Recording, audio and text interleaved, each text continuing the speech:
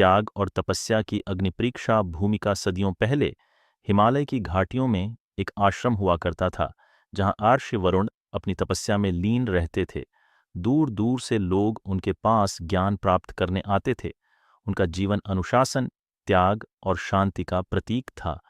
इसी राज्य में एक गांव था जहां एक निर्धन किसान की बेटी सुमित्रा अपनी मां के साथ रहती थी। वह अत्यंत सुंदर, गुणी और परोपकारी थी, लेकिन उसकी मां बहुत बीमार थी और इलाज के लिए उनके पास धन नहीं था। गांव के लोग अंधविश्वासी थे और मानते थे कि सुमित्रा की सुंदरता ही उनके दुर्भाग्य का कारण है।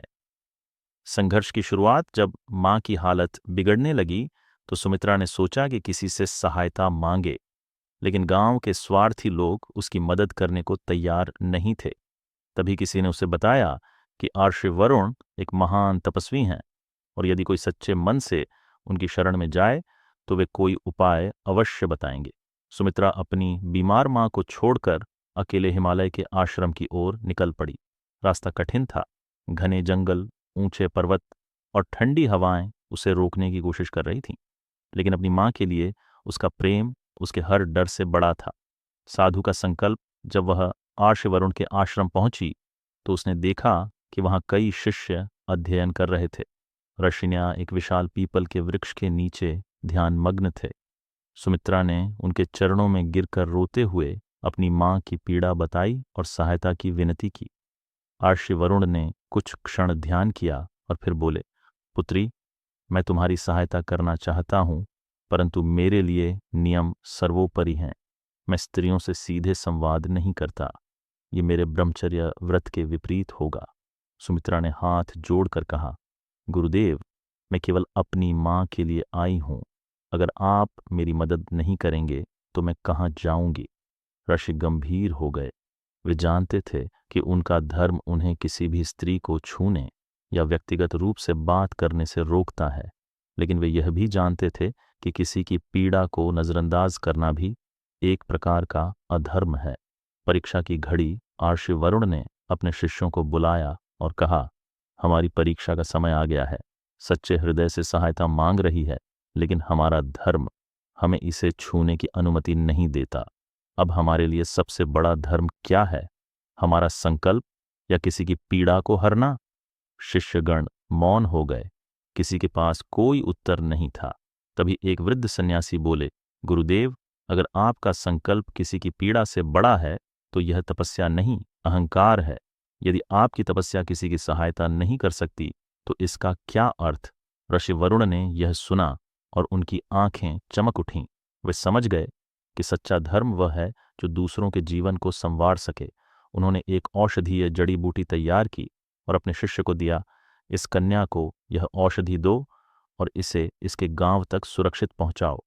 सुमित्रा की आंखों से आंसू छलक पड़े। उसने आर्ष को प्रणाम किया और औषधि लेकर अपने गांव की ओर चल पड़ी।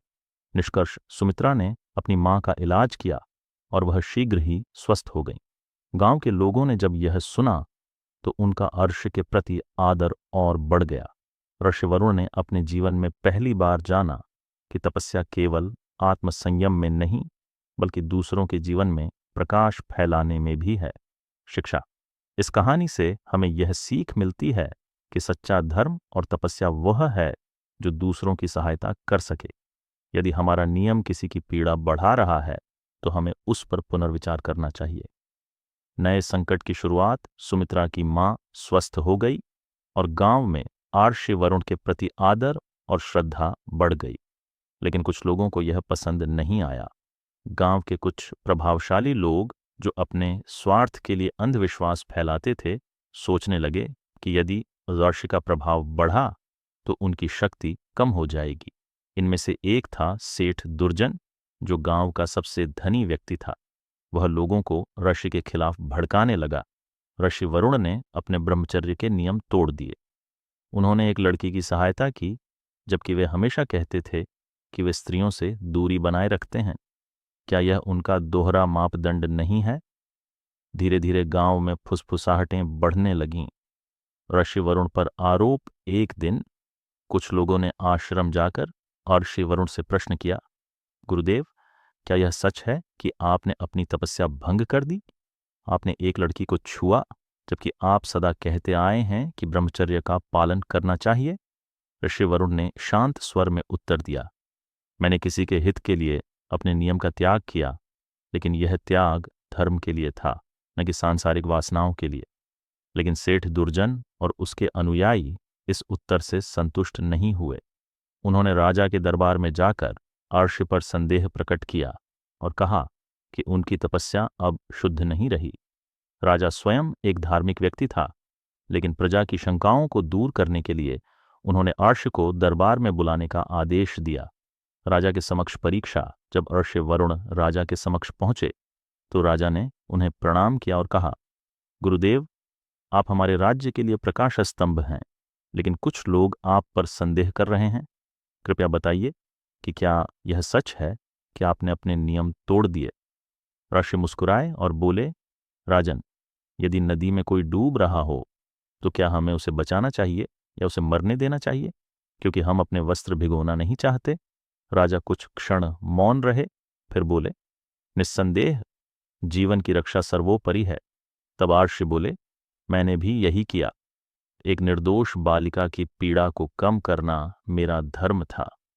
यदि मेरे नियम किसी की सहायता करने से रोकते हैं तो वे नियम मेरे अहंकार का हिस्सा बन जाते हैं, न कि मेरी तपस्या का।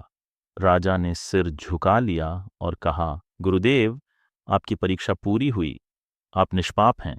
लेकिन सेठ दुर्जन अभी भी संतुष्ट नहीं हुआ। उसने एक और चाल चली, एक और षड्यंत्र। कुछ दिनों बाद एक युवती राजमहल में पहुंची और रोने लगी। उसने कहा, ऋषि वरुण ने मुझे अपने आश्रम में बुलाया और मुझे गलत दृष्टि से देखा। मैं अब अपवित्र हो गई हूं। गांव में हड़कंप मच गया। लोग यह सुनकर क्रोधित हो गए और आश्रम की ओर बढ़ने लगे। जब यह समाचार आर्ष को मिला तो उन्होंने युवती को बुलाया और पूछा, पुत्री, तुम जो कह रही हो वह सत्य है? युवती ने आंखें नीची कर लीं। वह अंदर से घबराई हुई थी। आर्ष मुस्कुराए और बोले, तुम सच स्वीकार करो, अन्यथा तुम्हारा हृदय जीवन भर दोषी रहेगा। युवती फूट फूट कर रोने लगी और बोली, मुझे क्षमा करें गुरुदेव, सेठ दुर्जन ने मुझे लालच देकर झूठ बोलने के लिए कहा था। गांव के लोग शर्मिंदा हो गए। उन्होंने सेठ दुर्जन को पकड़कर राजा के समक्ष प्रस्तुत किया। राजा ने उसे कारागार में डालने का आदेश दिया।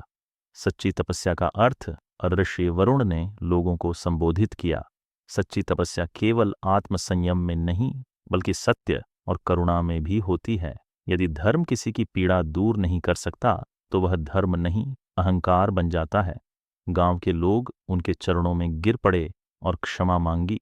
सुमित्रा और उसकी मां आर्ष को प्रणाम करने पहुंची और कहा, गुरुदेव, आपने हमारी जान बचाई और हमें जीवन का सच्चा अर्थ समझाया। आर्ष मुस्कुराए और अपने ध्यान में लीन हो गए। शिक्षा। धर्म का असली उद्देश्य मानवता की सेवा करना है, न कि केवल कठोर नियमों का पालन करना। किसी पर संदेह करने से पहले सत्य की जांच करनी चाहिए। सच्चा त्याग केवल अपने लिए नहीं, बल्कि दूसरों के लिए होना चाहिए।